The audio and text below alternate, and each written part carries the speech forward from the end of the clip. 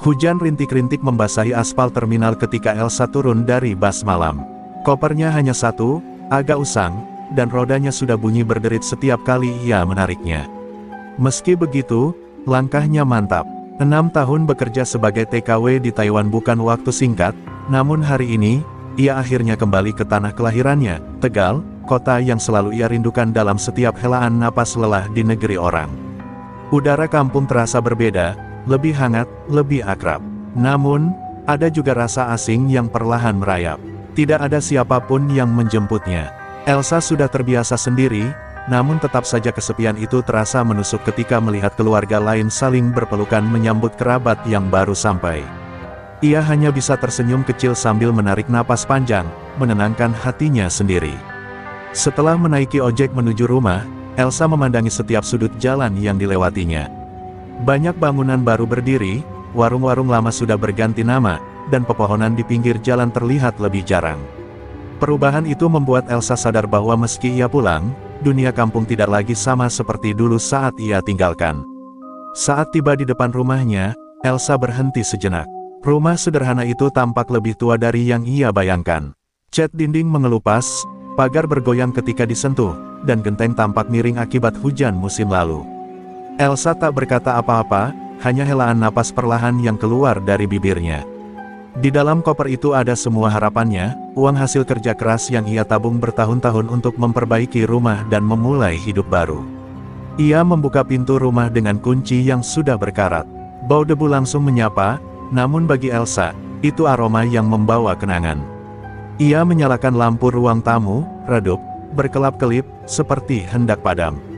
Elsa meletakkan koper di sudut ruangan lalu duduk di lantai, memandangi sekeliling dengan mata yang mulai basah. Akhirnya aku pulang, bisiknya.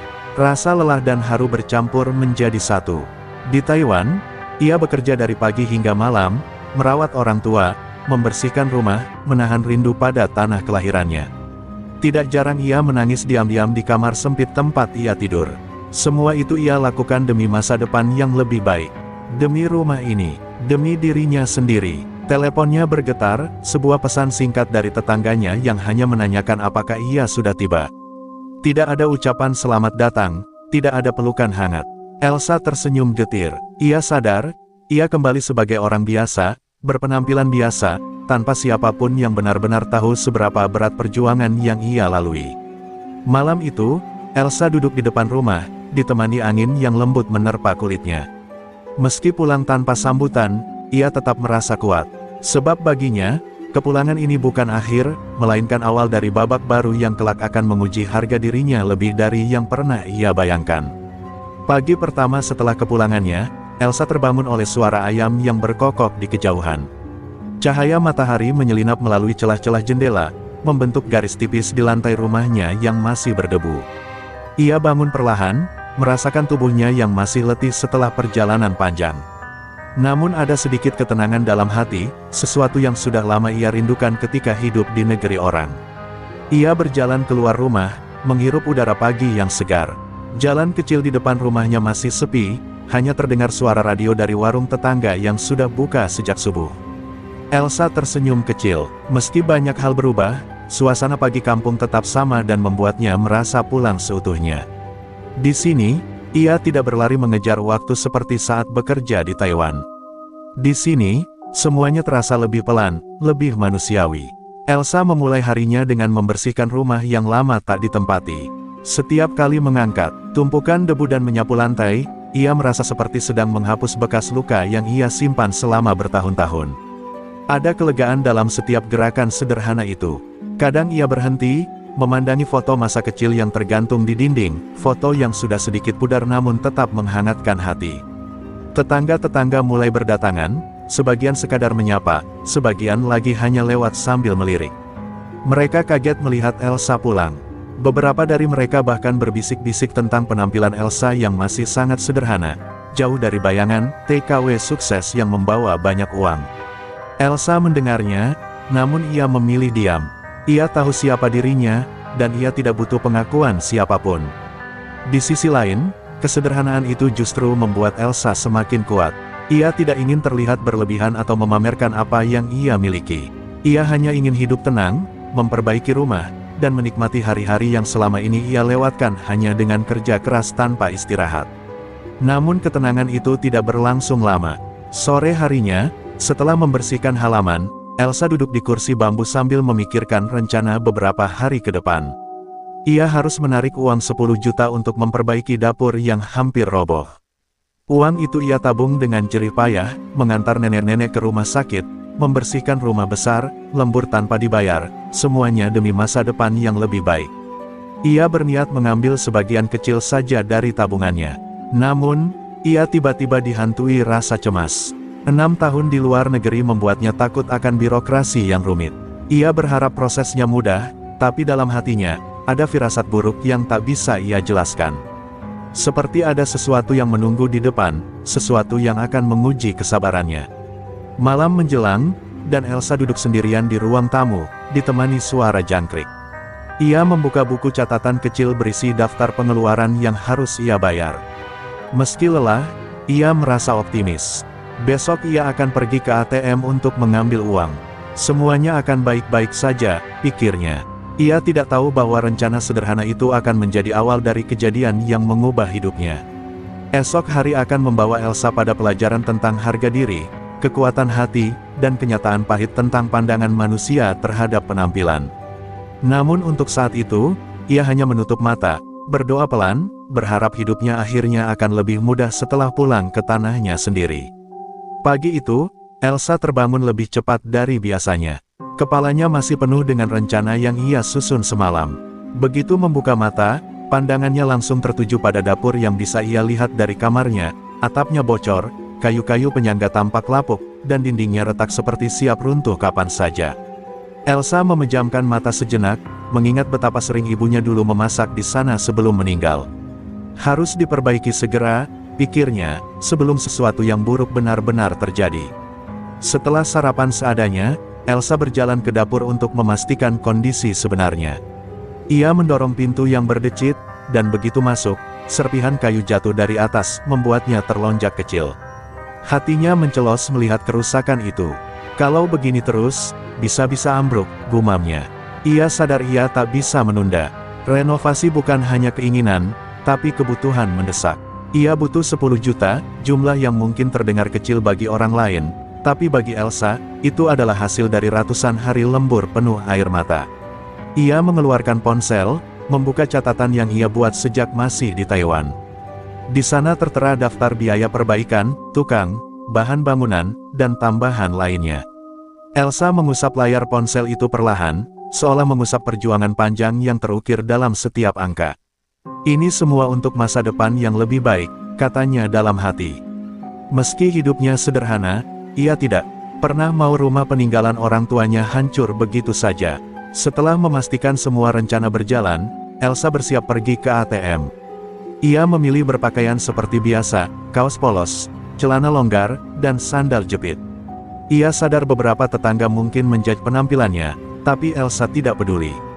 Penampilan bukan prioritasnya, yang penting ia bisa menjalani hidup apa adanya. Namun tanpa ia sadari, kesederhanaan itu kelak akan mengantar dirinya pada peristiwa pahit yang tak pernah ia bayangkan. Dalam perjalanan menuju ATM, Elsa melewati pasar kecil yang mulai ramai. Beberapa ibu-ibu meliriknya dan berbisik-bisik. Ada yang menyapa singkat, ada pula yang hanya memandang dari jauh. Elsa tersenyum sopan walau hatinya sedikit perih. Ia tahu banyak rumor beredar tentang dirinya, tentang TKW yang dianggap kaya mendadak padahal tidak semua kenyataan seperti itu. Ia hanya ingin mengambil uang secukupnya dan kembali bekerja merapikan rumah. Sesampainya di ATM, antreannya cukup panjang. Elsa berdiri dengan sabar, memegang kartu ATM yang sudah ia gunakan bertahun-tahun. Ketika gilirannya tiba, ia memasukkan kartu itu dan mengetik PIN. Detik-detik menunggu terasa lebih lama dari biasanya.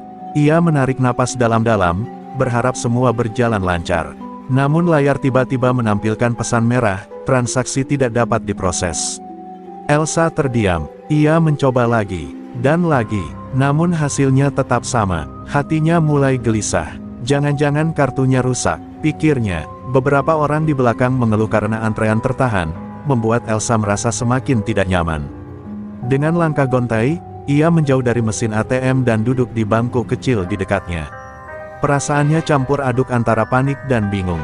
Kebutuhan mendesak itu kembali menghantam dadanya seperti beban berat. Ia tidak punya pilihan lain selain pergi ke bank langsung esok hari. Ketika berjalan pulang, mata Elsa berkaca-kaca. Ia berharap semuanya bisa lebih mudah. Ia sudah bekerja begitu keras, sudah menahan rindu begitu lama, sudah melalui malam-malam penuh lelah demi tabungannya. Namun bahkan untuk mengambil sedikit dari hasil jerih payahnya saja, tampaknya dunia belum berpihak kepadanya. Elsa tidak menyadari bahwa perjalanan besok, perjalanan sederhana untuk menarik uang, akan membuka pintu menuju perlakuan paling menyakitkan dalam hidupnya. Malam itu, Elsa hampir tidak bisa tidur. Setiap kali memejamkan mata, bayangan tulisan merah di layar ATM kembali muncul, seakan mengejek usahanya. Transaksi tidak dapat diproses. Kalimat itu terus berputar-putar di kepalanya. Ia mengingat semua kerja kerasnya, setiap sen yang ia kumpulkan dengan keringat dan rasa sakit selama 6 tahun. Bagaimana mungkin ia tidak bisa mengambil uangnya sendiri? Elsa memeluk lutut, mencoba menenangkan diri, tetapi kegelisahan itu tak kunjung hilang. Ketika pagi tiba, mata Elsa sembab karena kurang tidur. Namun ia memaksa dirinya bangkit. Dapur yang hampir roboh itu kembali menjadi pengingat bahwa ia tidak boleh menyerah.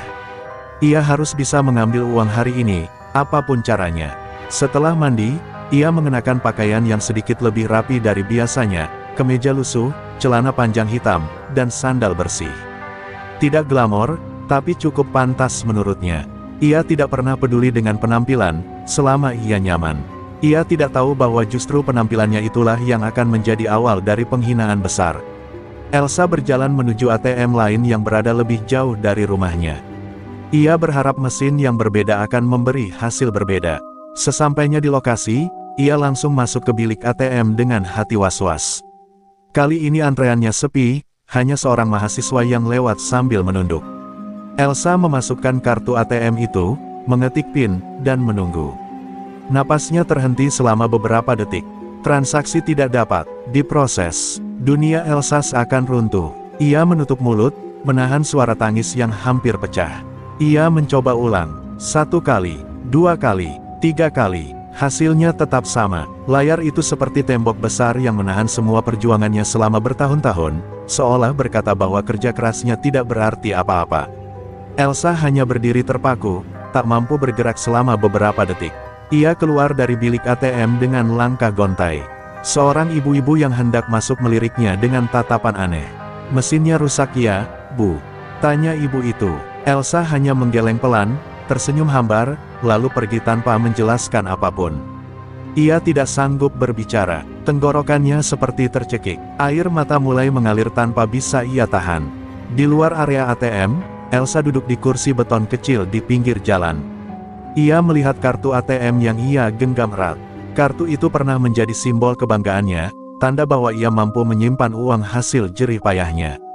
Kini kartu itu seperti beban yang menusuk hati. "Kenapa selalu sulit?" bisiknya lirih dengan suara bergetar. Setelah beberapa menit mencoba menenangkan diri, Elsa akhirnya membuat keputusan. Jika ATM tidak bisa digunakan, ia harus pergi langsung ke bank. Itu satu-satunya cara. Meskipun ia tidak suka tempat-tempat formal dan ribut dengan antrean panjang, ia harus melakukannya. Ia butuh uang itu. Rumah itu harus diperbaiki. Ia tidak boleh menyerah setelah sejauh ini bertahan. Dengan langkah berat, Elsa bangkit dan menghela napas panjang. Hari ini telah memberinya rasa malu dan kecemasan, namun ia percaya bahwa esok akan menjadi jawaban. Ia tidak tahu bahwa yang menunggu di balik pintu bank bukanlah kemudahan, melainkan luka baru yang lebih dalam, lebih memalukan, dan akan menguji batas harga dirinya sebagai manusia. Pagi itu, setelah semalaman penuh kegelisahan, Elsa berdiri lama di depan cermin kecil di kamarnya. Wajahnya pucat, matanya sembab, namun tekadnya sudah bulat. Ia tidak bisa terus menggantungkan harapan pada ATM yang tak kunjung bisa digunakan. "Aku harus ke bank," ucapnya pada bayangannya sendiri, mencoba memberi semangat. Ia tahu ia tidak punya banyak pilihan. Renovasi dapur tak bisa menunggu, dan tabungannya, hasil kerja keras bertahun-tahun, harus bisa ia akses hari ini.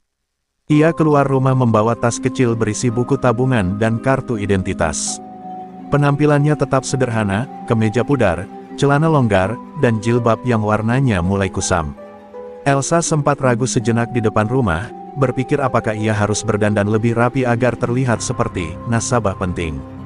Tapi ia segera menggeleng. Ia tidak ingin menjadi orang lain hanya demi dihormati. Kalau mereka menghargai nasabah berdasarkan penampilan, itu bukan kesalahanku, gumamnya. Perjalanan menuju bank terasa lebih berat dari biasanya. Angin pagi yang biasanya menenangkan justru membuat Elsa semakin gelisah. Setiap langkah seakan mengingatkannya pada rasa malu di ATM kemarin. Orang-orang lalu lalang di jalan, sebagian meliriknya tanpa alasan. Elsa menunduk, berusaha mengabaikan gumaman kecil dari sekelompok anak muda di pinggir jalan yang tertawa sambil melihat ke arahnya. Ia mencoba menenangkan diri. Ia bukan siapa-siapa, dan tidak perlu merasa terancam oleh tatapan orang asing. Sesampainya di depan bank, Elsa berdiri terpaku. Gedung itu besar, dingin, dan tampak megah, berbeda jauh dari rumahnya yang sederhana. Kaca besar memantulkan wajahnya, membuatnya sadar betapa biasa dirinya tampak. Untuk sejenak, ia merasa kecil. Sangat kecil. Hatinya berdebar keras, seolah memberi tanda bahwa sesuatu tidak akan berjalan mulus. Tapi ia sudah melangkah jauh. Ia harus masuk. Elsa menarik napas panjang sebelum menjejakkan kaki ke dalam. Suasana di dalam bank langsung membuatnya tersentak.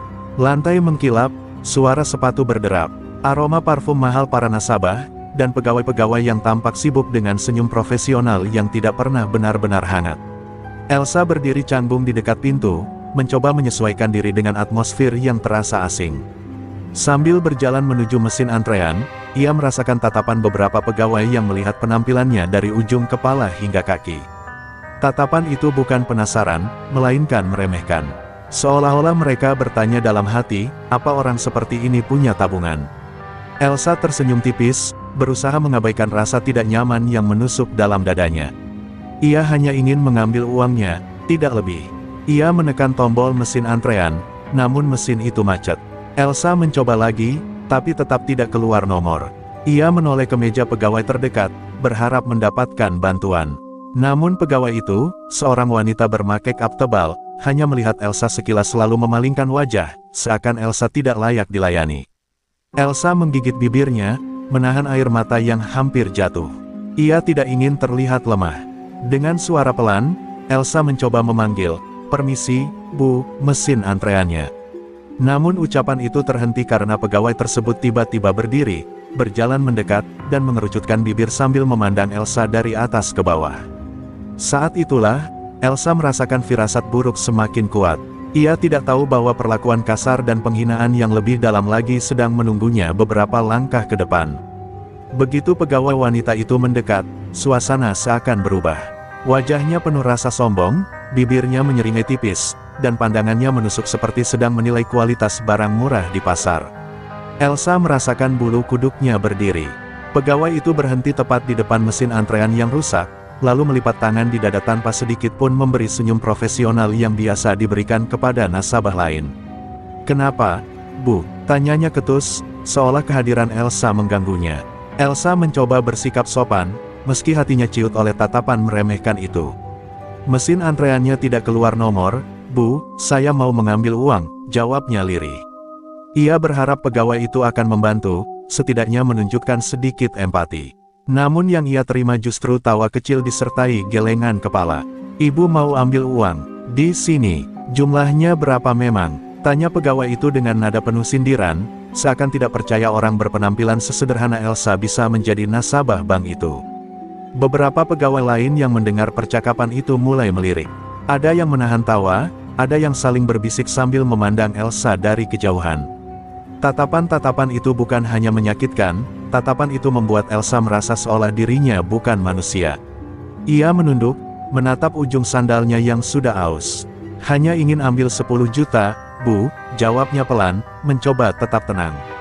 Namun angka itu justru membuat pegawai tadi mengangkat alis tinggi-tinggi. 10 juta, pegawai itu tertawa kecil, menutup mulutnya dengan tangan seolah mendengar lelucon lucu. "Ibu yakin, jangan-jangan ATM ibu gagal karena saldonya memang tidak cukup," katanya sambil memiringkan kepala dengan tatapan kasihan palsu. Kata-kata itu menusuk jantung Elsa. Ia bisa menerima rintangan dari mesin ATM, tapi ia tidak siap menerima penghinaan dari sesama manusia. Elsa mencoba menjelaskan, "Saya baru pulang dari luar negeri, Bu. Mungkin ATM-nya ada masalah, jadi." Namun pegawai itu memotong kasar, Iya, saya tahu, banyak kok TKW yang ngaku punya uang banyak, tapi kenyataannya saldo pas-pasan." Suaranya cukup keras sehingga beberapa nasabah yang sedang duduk di ruang tunggu ikut menoleh. Elsa merasa wajahnya terbakar, antara malu dan marah, namun ia masih berusaha mengendalikan diri. Seolah belum cukup, pegawai itu kemudian berkata sambil melambai-lambaikan tangannya, "Sudahlah Bu. Sini itu Bang, bukan tempat buat orang ngarang-ngarang angka. Kalau mau ambil uang segitu, tampilannya juga yang rapi dong." Nada suaranya seakan menembus harga diri Elsa. Tatapan semua orang yang tertuju padanya membuat dadanya sesak. Ia menggenggam tasnya erat-erat, menahan getaran di tangannya. Elsa menarik napas dalam-dalam, mencoba mengumpulkan keberanian. Ia menegakkan tubuhnya dan berkata dengan suara lebih tegas, "Saya hanya ingin ambil uang saya. Tolong bantu saya mendapatkan nomor antrean." Namun pegawai itu justru berpaling, berjalan kembali ke mejanya sambil berkata ketus, "Tunggu saja. Atau kalau tidak, pulang dulu sana. Nanti bikin repot." Perlakuan kasar itu membuat Elsa berdiri terpaku. Seumur hidup, ia sudah sering merasakan diremehkan, terutama saat bekerja di luar negeri. Tapi diperlakukan seburuk ini di tanah sendiri, di tempat ia mempercayakan uang hasil kerja kerasnya, rasanya lebih menyakitkan dari apapun. Ia tidak tahu bahwa ini baru permulaan dari penghinaan yang akan ia terima dalam beberapa menit ke depan. Elsa berdiri di dekat mesin antrean yang rusak, mencoba menenangkan diri. Namun hatinya berdegup tak karuan, sementara tatapan menghakimi dari pegawai bank terus menusuk dari berbagai arah. Ia mencoba duduk di kursi tunggu, tetapi bahkan itu pun membuatnya merasa semakin diperhatikan. Dua pegawai wanita di meja sebelah mulai berbisik sambil meliriknya, lalu tertawa kecil seolah menikmati pemandangan seseorang yang mereka anggap tidak pantas berada di bank sebesar itu. Elsa memejamkan mata, menahan rasa perih yang makin menusuk. Tak lama kemudian, pegawai yang tadi menghina Elsa, Nita, kembali menghampirinya sambil membawa file. "Bu, kalau mau transaksi, tolong antri dengan benar. Jangan bikin ribet ya," katanya sambil melempar tatapan merendahkan. Padahal Elsa hanya menunggu nomor antreannya keluar. "Saya sudah coba, Bu, tapi mesinnya tidak berfungsi," jawab Elsa lirih. Lagi-lagi, Nita mendecakkan lidah. Alasannya begitu terus. "Ibu ini nasabah atau bukan sih? Buku tabungan mana? Jangan-jangan cuma pura-pura." Elsa membuka tasnya perlahan dan mengeluarkan buku tabungan.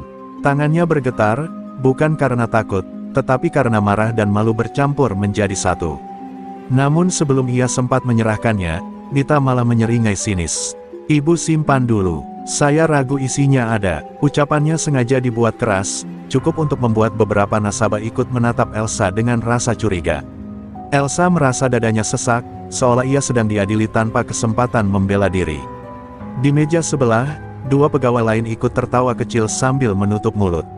Salah satu dari mereka berkata, "Paling saldonya cuma ratusan ribu, makanya ATM-nya nolak."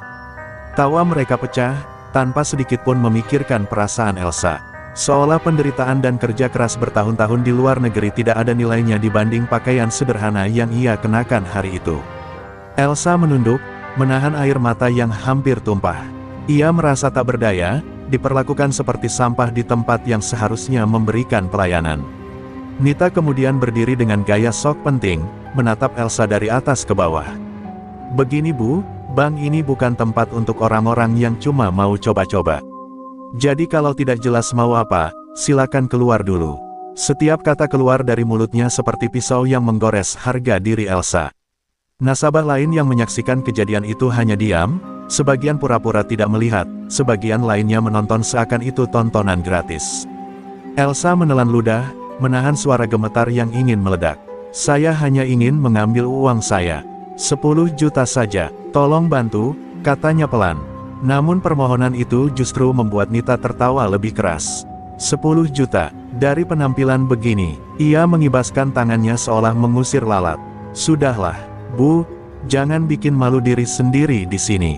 Pergi saja." Tetap duduk diam hanya membuat penghinaan itu terus mengalir. Jadi Elsa berdiri, bukan karena dia ingin pergi, tetapi karena hatinya sudah tidak sanggup diperlakukan seperti itu.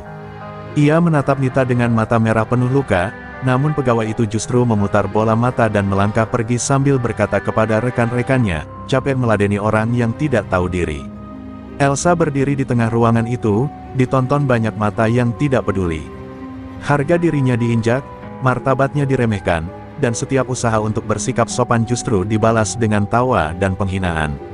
Tapi meski hatinya hancur, sesuatu dalam dirinya mulai bangkit, sebuah keberanian yang lahir dari rasa diperlakukan tidak adil. Ia tidak akan diam, tidak kali ini. Penghinaan itu telah membangunkan sisi Elsa yang selama ini ia kubur, keberanian untuk melawan ketidakadilan, apapun risikonya. Tatapan Elsa membeku seketika begitu mendengar kalimat itu. Rasa malu, marah, dan kecewa menumpuk menjadi satu. Ia memegang erat tas kecilnya, berusaha tetap tenang meski jantungnya berdegup keras. Suara tawa pegawai bank itu menggema di ruangan yang dingin, membuat setiap orang yang berada di antrean ikut melirik, sebagian dengan iba, sebagian lagi dengan sinis. Elsa merasa seperti ditelanjangi harga dirinya di depan umum. Pegawai bank yang mengejek tadi melipat tangan di dada, memandang Elsa seperti seseorang yang tidak berharga. Kalau nggak bisa pakai mesin ATM, jangan drama di sini. Itu masalah ibu sendiri, bukan masalah kami, katanya sinis. Elsa menunduk, tapi bukan karena takut, ia sedang menahan amarah yang sudah hampir meledak. Udara di ruangan terasa menyesakkan. Pegawai lain tiba-tiba melambaikan tangan ke arah Elsa, memberikan isyarat agar wanita itu pergi. Bu, kalau nggak ada urusan penting, silakan keluar ya. Nasabah lain masih banyak, katanya sambil menahan tawa. Elsa terdiam, tidak percaya bahwa ia diperlakukan seburuk itu hanya karena penampilannya sederhana. Kemeja lusuh dan celana panjang yang ia kenakan seolah membuat mereka merasa berhak merendahkannya. Keluar, Bu, jangan bikin ribut, ujar pegawai pertama sambil menunjuk pintu. Suaranya terdengar seperti perintah kepada pengemis, bukan nasabah. Elsa menatap pegawai itu, mencoba mencari sedikit empati di matanya, namun yang ia temukan hanyalah penghinaan yang semakin memperdalam luka batinnya. Semua batas kesabarannya pecah. Elsa menggenggam erat ponselnya, menahan getaran tangannya. Saya datang baik-baik, gumamnya lirih, tapi cukup keras untuk didengar mereka. Saya hanya ingin mengambil uang saya sendiri. Apa itu salah? Tidak ada jawaban, hanya tawa kecil dari pegawai di belakang loket, tawa yang seolah menamparkan wajahnya. Saat Elsa melangkah ke belakang, pegawai bank itu malah menyeletuk dengan suara keras, cukup untuk seluruh ruangan mendengar, paling juga saldonya cuma 100.000. Ruangan kembali dipenuhi tawa. Elsa membeku, wajahnya memerah bukan karena malu, tetapi karena harga dirinya diinjak-injak tanpa belas kasihan. Dengan napas tersengal, Elsa akhirnya berbalik dan berjalan menuju pintu keluar. Tapi sebelum benar-benar melangkah keluar, ia berhenti. Ada sesuatu yang bergolak dalam dirinya, sesuatu yang membuatnya tidak bisa menerima perlakuan itu begitu saja. Ia menoleh perlahan, menatap pegawai yang menghinanya dengan tatapan yang membuat tawa mereka terhenti. Aku akan meminta bicara dengan manajer kalian, ucap Elsa tegas, suaranya dingin dan penuh tekad. Kalian akan menyesali apa yang baru saja kalian lakukan. Ruangan tiba-tiba sunyi. Pegawai yang tadi tertawa kini menelan ludah, tidak menyangka wanita sederhana itu berani melawan. Dan itu baru awal dari badai yang akan mengguncang seluruh bank tersebut. Elsa berdiri, tegak di depan pintu masuk bank, wajahnya masih memerah karena menahan emosi. Namun kali ini bukan lagi karena rasa malu, melainkan karena harga diri yang diinjak-injak tanpa belas kasihan. Nafasnya teratur, tapi sorot matanya tajam seperti bilah pisau. Ia kembali melangkah masuk ke dalam bank, membuat beberapa pegawai yang tadi tertawa langsung terdiam, seolah merasakan badai yang akan datang. Pegawai yang menghinanya tadi mencoba menyapa lagi, namun kali ini suaranya terdengar ragu. Bu mau apa lagi? Kami sudah bilang, belum sempat pria itu menyelesaikan kalimatnya. Elsa menatapnya tajam, membuatnya menelan kata-katanya sendiri. Saya ingin bertemu manajer kalian. Sekarang, ucap Elsa dengan suara yang tenang namun penuh kuasa. Tidak ada nada meminta, yang ada hanyalah perintah yang membuat ruangan mendadak hening. Beberapa nasabah yang sedang duduk menunggu di antrean mulai memperhatikan. Ada yang berbisik, ada yang mengamati dengan rasa penasaran. Pegawai yang tadi mengusir Elsa saling berpandangan, bingung harus bagaimana. Mereka tidak menyangka wanita sederhana tersebut berani menuntut bertemu manajer dengan sikap sedingin itu. Ada keperluan apa, Bu?" tanya salah satu pegawai dengan suara ketakutan. Elsa menatapnya tanpa berkedip. "Sampaikan saja, katakan bahwa saya ingin menarik seluruh tabungan saya. Dan saya ingin beliau tahu bagaimana caranya pegawai di sini memperlakukan nasabah." Suara Elsa begitu tertata, seakan ia telah lama menyiapkan kata-kata itu. Seorang pegawai wanita yang dari tadi hanya menonton akhirnya melangkah maju. "Bu, tidak bisakah kita bicarakan baik-baik saja di sini? Tidak perlu memanggil manajer," ucapnya mencoba meredakan. Namun Elsa menggeleng pelan. "Saya sudah memberi kesempatan tadi. Tapi kalian memilih untuk merendahkan saya. Sekarang, panggil manajer kalian." Pegawai yang menghinanya mulai kehilangan kesombongannya. Ia melirik kanan kiri, berharap ada yang menyelamatkannya. Namun tidak ada satupun pegawai lain yang berani membela. Bahkan beberapa dari mereka terlihat cemas, mengetahui bahwa masalah seperti ini dapat berdampak besar pada reputasi bank. Dengan langkah berat dan wajah pucat, salah satu pegawai berjalan menuju ruangan manajer. Elsa tetap berdiri di tengah ruangan, menunggu. Tatapannya lurus, tubuhnya tegap, tidak ada lagi keraguan seperti beberapa menit sebelumnya. Ia berdiri bukan sebagai wanita sederhana, melainkan sebagai seseorang yang siap memperjuangkan harga dirinya sampai akhir. Saat pintu ruangan manajer terbuka, keheningan menyelimuti seluruh ruangan. Semua mata tertuju pada Elsa. Pegawai yang menghina tadi menunduk, menyadari bahwa badai yang mereka ciptakan sendiri akhirnya akan menghantam mereka dengan berkali lipat lebih keras. Elsa menarik napas perlahan, bersiap menghadapi manajer bank, dan babak baru dari kisahnya yang akan mengguncang semuanya. Pintu ruangan manajer terbuka perlahan, dan seorang pria berpenampilan rapi dengan kemeja biru muda keluar dengan langkah cepat. Wajahnya serius, matanya langsung menyapu ruangan, mencari sumber keributan yang baru saja dilaporkan kepadanya. Itulah Pak Raka, manajer bank yang terkenal tegas sekaligus berwibawa. Begitu melihat Elsa berdiri dengan wajah terluka namun mata yang tegas, ia langsung tahu ada sesuatu yang tidak beres. "Bu, apa benar Anda yang ingin bertemu saya?" tanya Pak Raka dengan nada sopan. Elsa mengangguk pelan. Sebelum Elsa sempat mengatakan apapun, pegawai yang tadi menghinanya justru mencoba berbicara lebih dulu. "Pak, ini cuma salah paham. Ibu ini." Namun Pak Raka mengangkat tangan, menghentikan pegawainya dengan tegas. "Saya tidak bertanya pada Anda." Wajah pegawai itu langsung pucat dan ia mundur perlahan. Suasana di dalam bank menjadi tegang. Para nasabah yang menonton sejak tadi, kini semakin fokus, menyadari bahwa masalah ini lebih serius dari yang terlihat. Elsa menghela napas panjang, mencoba menenangkan dirinya. "Pak, saya datang ke sini hanya untuk menarik uang 10 juta. Tapi saya malah ditertawakan, dihina, dan diusir seolah saya ini bukan manusia," katanya dengan suara bergetar menahan emosi. Seluruh ruangan diam. Pegawai-pegawai yang tadi bersikap kasar kini menunduk, tidak berani menatap siapapun. Wajah Pak Raka mengeras. "Siapa yang berani memperlakukan Anda seperti itu?" tanya dia dengan nada rendah namun tajam. Pegawai yang tadi paling keras menghina Elsa langsung menunduk sampai tubuhnya gemetar. Ia tahu dirinya tidak bisa lagi menghindar. Elsa tidak menunjuk, tapi hanya meliriknya sekilas, dan itu sudah cukup memberi jawaban. Tanpa ragu, Pak Raka menegur pegawai tersebut dengan suara lantang. "Ini bukan pertama kalinya saya mendapat laporan tentang sikap Anda yang buruk. Tapi hari ini Anda sudah melewati batas." Pegawai itu tersentak, wajahnya memucat lebih parah. Desis-desus kecil terdengar dari para nasabah yang ikut menyaksikan. Elsa kemudian menatap Pak Raka dalam-dalam dan berkata dengan sangat tenang, "Karena kejadian ini, saya memutuskan untuk menarik seluruh tabungan saya." Kalimat itu meluncur seperti petir yang menyambar ruangan. Para pegawai langsung panik, sebagian menutup mulutnya, sebagian saling pandang dengan wajah takut. Pak Raka terpaku. Dalam sepersekian detik, ia mencoba menghitung kemungkinan kerugian bank. Lalu ia bertanya hati-hati, "Jika boleh saya tahu, berapa jumlah tabungan Ibu?" Elsa mengucapkan jumlah itu perlahan, namun jelas, dan membuat seluruh ruangan seakan berhenti bernafas. 50 miliar.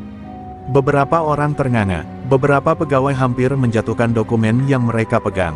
Pak Raka sendiri membeku, tidak percaya bahwa wanita yang baru saja dipermalukan itu menyimpan jumlah sebesar itu di bank mereka. Ketegangan mencapai puncaknya, dan semua orang tahu, badai sesungguhnya baru saja dimulai. Pak Raka segera mempersilakan Elsa duduk, lalu dengan tangan sedikit gemetar, ia meminta izin untuk membuka data rekening Elsa. Elsa mengangguk tanpa berkata banyak. Ruangan itu sunyi, bahkan suara pendingin udara pun terdengar lebih keras dari biasanya. Para pegawai yang sebelumnya menghinanya kini berdiri kaku, menunggu kenyataan yang mungkin akan menghancurkan karir mereka. Pak Raka mengetik nomor rekening Elsa dengan hati-hati, seperti takut hasilnya akan mengguncang semuanya. Begitu layar komputer menampilkan data rekening, mata Pak Raka membelalak. Ia sampai mencondongkan tubuhnya, memastikan tidak salah lihat. Angka di layar begitu jelas, begitu nyata, 50 miliar rupiah. 50 miliar, nafasnya tercekat. Ia memandang Elsa, lalu kembali ke layar, memastikan lagi. Tidak ada kesalahan, tidak ada koma yang bergeser, tidak ada digit yang tertukar. Itu benar-benar tabungan Elsa. Pegawai yang tadi menghina Elsa perlahan maju satu langkah, ingin melihat apa yang sebenarnya terjadi. Namun begitu matanya menangkap angka itu di layar, ia langsung mundur lagi dengan wajah yang seketika putih pasi. Kakinya bahkan tampak goyah, seolah tubuhnya kehilangan kekuatan. Mulutnya terbuka, tapi tak ada suara yang keluar, hanya napas pendek penuh penyesalan. Para pegawai lain yang ikut menonton dari jauh menutup mulut mereka, terkejut setengah mati. Mereka mengira Elsa hanyalah wanita sederhana yang tidak mengerti sistem perbankan.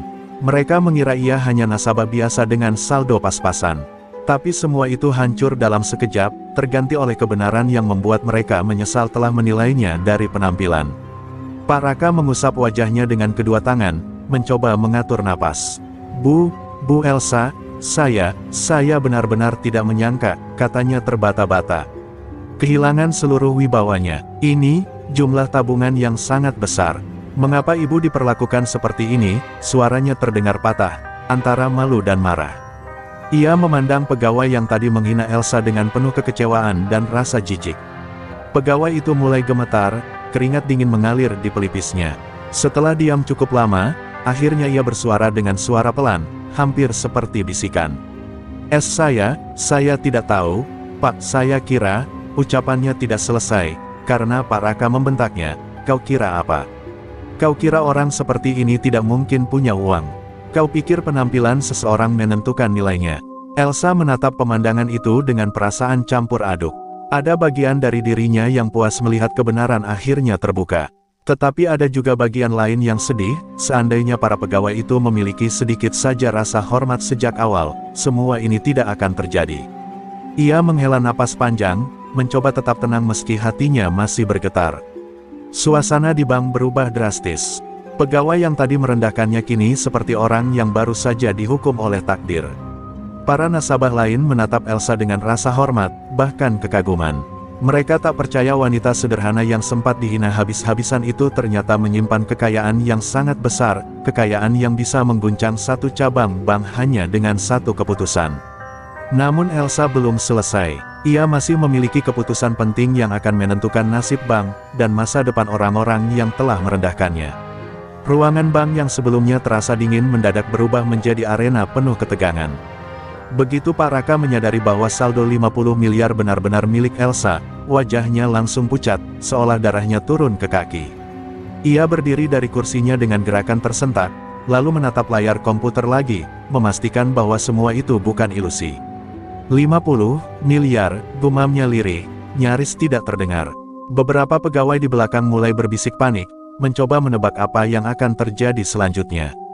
Mereka tahu persis bahwa bank tidak pernah menyiapkan dana sebesar itu untuk penarikan tunai mendadak. Bahkan untuk penarikan yang jauh lebih kecil saja, prosedurnya panjang dan harus dipersiapkan. Jika Elsa benar-benar menarik semuanya, bank bisa kacau, reputasi bisa jatuh, dan audit bisa datang menghantam kapan saja. Pak Raka memegang dahinya, napasnya naik turun.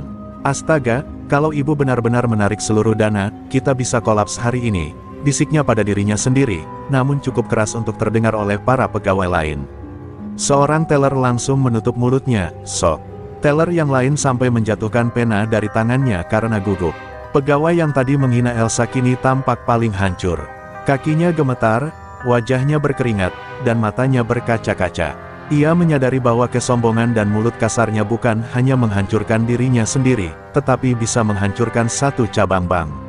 Ia mencoba mendekat ke Pak Raka, berharap bisa menjelaskan, namun manajer itu menepisnya kasar. "Jangan dekat-dekat saya, kamu penyebab semua ini." Para nasabah yang sedang menunggu antrean pun mulai gelisah. Beberapa dari mereka berdiri, takut kalau bank tiba-tiba tutup atau dana mereka ikut terganggu. Desas-desus mulai terdengar, nasabah besar mau tarik semua dananya. Bank bisa bangkrut, pegawainya keterlaluan. Suara-suara itu semakin membuat suasana kacau dan menegangkan.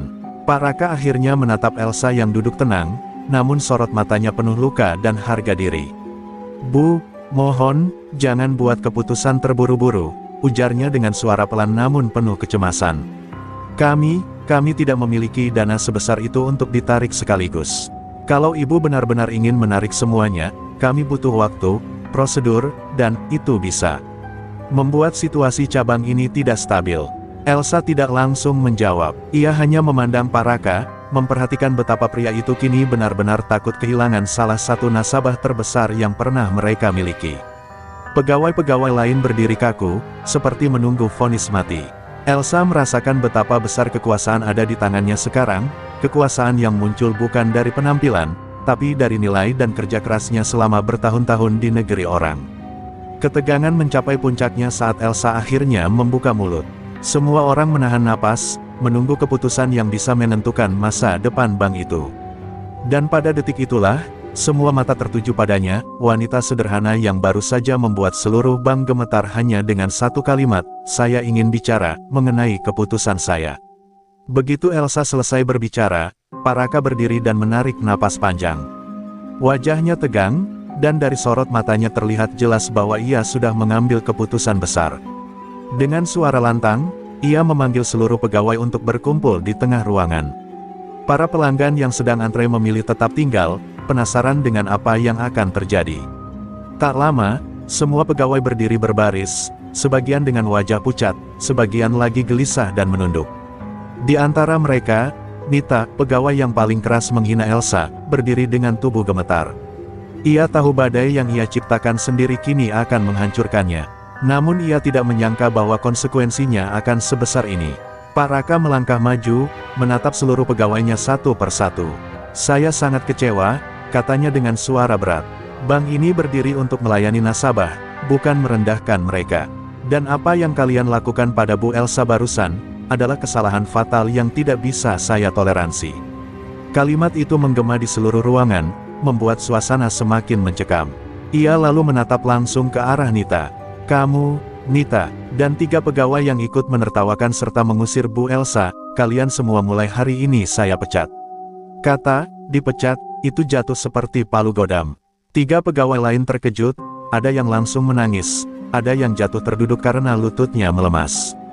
Sedangkan Nita hanya membeku, air matanya jatuh tanpa ia sadari. Pak, mohon, saya minta maaf, saya tidak tahu." Suara Nita bergetar putus asa. Tapi Pak Raka menggeleng, wajahnya penuh amarah dan kekecewaan. "Kamu tidak tahu karena kamu tidak mau tahu. Kamu menilai orang dari penampilan, bukan dari hati. Kamu melupakan dasar kerja kita, menghargai setiap nasabah." Beberapa nasabah yang menonton mengangguk pelan, bahkan ada yang berbisik bahwa tindakan itu pantas. Pegawai lain yang tidak terlibat juga ikut merasakan tekanan.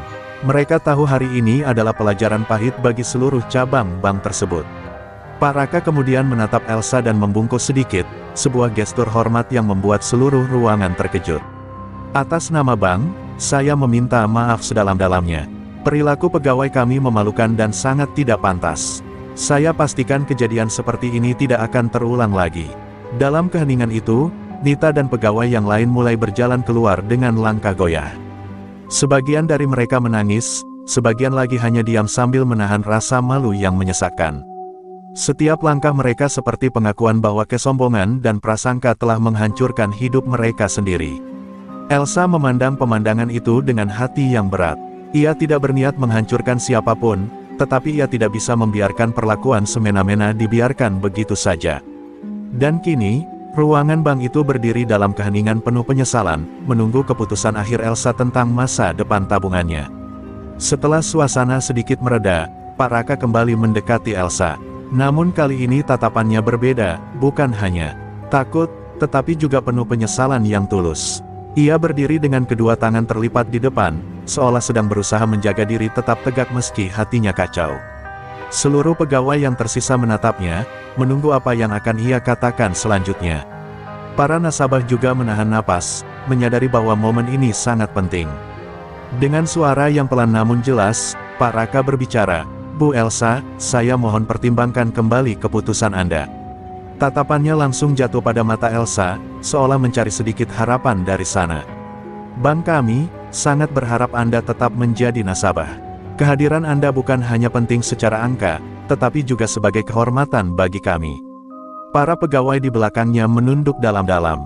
Mereka tahu kata-kata itu bukan sekadar basa-basi manajer bank, itu adalah permohonan yang datang dari rasa takut kehilangan salah satu aset terbesar yang pernah mereka miliki. Bahkan beberapa dari mereka terlihat meneteskan air mata karena menyadari betapa besar kesalahan yang telah terjadi.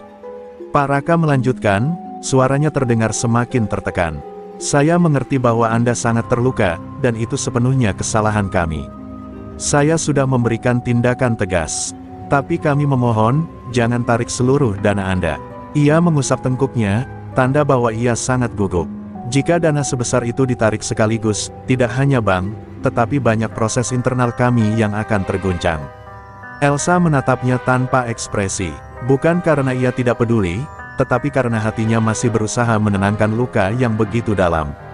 Ia mengingat betapa direndahkannya ia beberapa menit lalu, bagaimana tawa para pegawai membuat dirinya merasa seperti bukan siapa-siapa, seperti tidak layak dihormati. Luka itu masih membekas, membuatnya sulit memberi jawaban dengan mudah. Melihat Elsa diam, Pak Raka semakin panik. Ia melangkah satu langkah lebih dekat, hampir berlutut saking putus asanya. "Bu, tolong, kami bersedia memberikan pelayanan khusus, fasilitas ekstra, apapun yang Anda minta. Asal Anda tetap bersama kami. Saya tidak ingin cabang ini runtuh karena kelalaian pegawai kami sendiri." Para nasabah tertegun. Mereka tidak pernah menyangka seorang manajer bank bisa memohon sedalam itu kepada wanita yang penampilannya sederhana. Kontrasnya begitu besar, dan begitu menyentuh.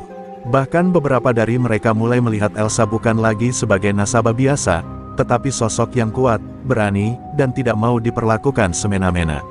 Untuk pertama kalinya sejak insiden itu, Elsa menurunkan bahunya dan menarik napas panjang. Ia masih terluka, tetapi ia juga bukan orang yang kejam. Ia tahu keputusan ini bisa mengubah banyak hal. Di depan semua orang, ia akhirnya membuka suara, pelan, tapi setiap kata terasa seperti keputusan besar yang akan menentukan nasib bank itu. "Baiklah, Pak Raka," ucapnya lembut namun tegas. "Saya akan mempertimbangkan, dengan satu syarat." Ruangan langsung sunyi seketika, seolah udara berhenti bergerak. Semua menunggu syarat itu, syarat yang sebentar lagi akan mengubah segalanya. Semua orang menahan napas ketika Elsa akhirnya mengeluarkan syaratnya. Ia berdiri perlahan dari kursinya, menatap seluruh ruangan yang kini dipenuhi wajah-wajah tegang. Suaranya keluar tenang, namun memiliki kekuatan yang membuat setiap kata terasa seperti pukulan keras bagi siapapun yang mendengarnya. "Saya tidak akan menarik uang saya," ucap Elsa, membuat Pak Raka langsung menunjukkan ekspresi lega. Namun sebelum ia sempat bernapas panjang, Elsa melanjutkan dengan nada yang jauh lebih tegas, "Namun ada satu syarat." Ruangan kembali membeku. Para pegawai menatap Elsa dengan penuh ketakutan, terutama mereka yang telah menghina dan mengusirnya. Elsa mengarahkan pandangannya tepat pada Nita dan beberapa pegawai yang sudah berdiri di dekat pintu dengan wajah kusut. "Syarat saya sederhana," ujar Elsa, menatap mereka tanpa berkedip. "Pegawai yang meremehkan orang kecil, yang mengusir saya dan menilai saya dari penampilan, harus di blacklist.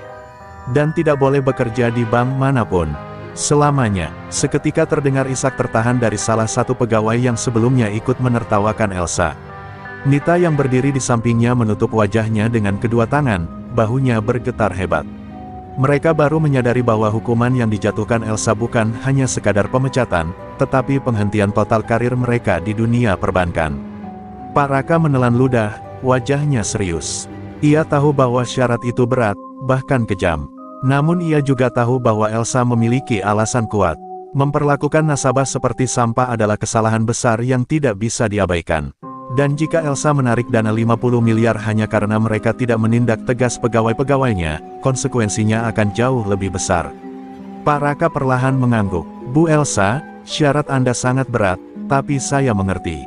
Perilaku mereka sudah melewati batas. Jika itu syarat Anda agar tetap menjadi nasabah kami, maka saya akan memenuhinya.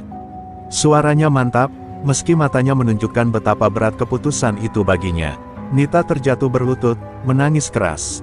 Bu, saya mohon, jangan lakukan ini, saya punya keluarga, saya salah, saya benar-benar salah. Namun Elsa tetap berdiri tegak.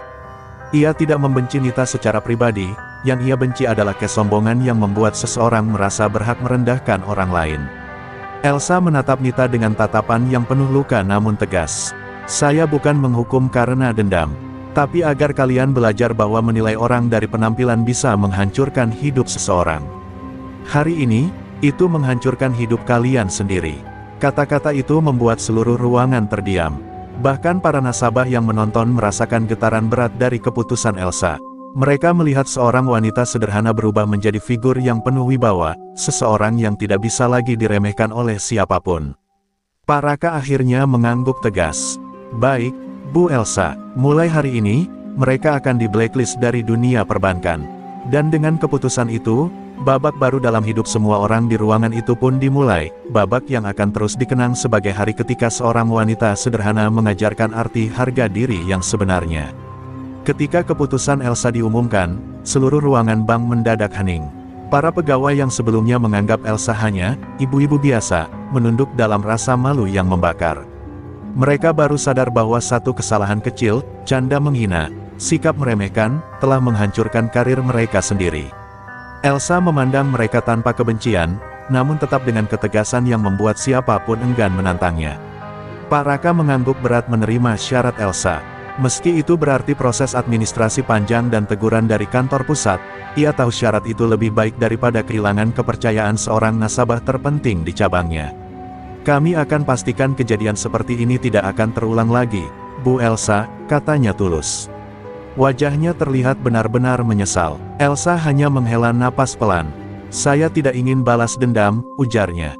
Saya ingin kalian belajar. Orang datang ke bank bukan untuk direndahkan. Kalian bekerja melayani, bukan menghakimi. Kalimat itu menghantam lebih keras daripada marah-marah atau teriakan apapun. Karena ucapan itu benar, dan tidak terbantahkan. Di pojok ruangan, Nita menangis terseduh. Bukan karena dipecat, tetapi karena ia baru menyadari betapa kasarnya ia memperlakukan seseorang yang sama sekali tidak bersalah. Beberapa pegawai lain mencoba menenangkan dirinya, namun semuanya sudah terlambat. Kesalahan kecil yang dulu dianggap sepele kini menjadi pukulan terbesar dalam hidupnya. Pak Raka memberi hormat kecil kepada Elsa, sebuah bentuk pengakuan bahwa wanita sederhana di depannya jauh lebih bijaksana dibanding banyak orang berpendidikan tinggi yang bekerja di ruangan itu. Elsa membalas dengan senyum tipis, lalu menyimpan buku tabungannya ke tas seperti biasa, tanpa rasa sombong, tanpa ingin pamer. Sesederhana ia datang, sesederhana itu pula ia pergi. Saat melangkah keluar dari bank, beberapa nasabah lain yang menyaksikan kejadian itu memandang Elsa dengan kagum. Mereka tidak tahu siapa dirinya, tapi mereka tahu satu hal, wanita itu baru saja mengajarkan pelajaran besar tentang martabat manusia. Elsa menatap langit yang cerah, merasakan angin sepoi-sepoi yang membuat hatinya kembali tenang. Sesampainya di luar, Elsa tersenyum pada dirinya sendiri. Bukan karena ia menang, tetapi karena ia tetap menjadi dirinya, tidak terpengaruh perlakuan buruk, tidak tergoda untuk membalas dendam. Ia tahu, hidup selalu memberi ujian pada orang yang kuat. Dan hari itu, ia lulus dengan kehormatan. Dengan langkah mantap, Elsa meninggalkan bank itu. Ia tahu, mulai hari itu, setiap orang yang pernah melihat kejadian tersebut akan menyimpan satu pelajaran berharga, jangan pernah meremehkan seseorang hanya karena penampilannya. Di balik kesederhanaan, bisa tersimpan kekuatan dan martabat yang jauh lebih tinggi daripada apa yang mata bisa lihat.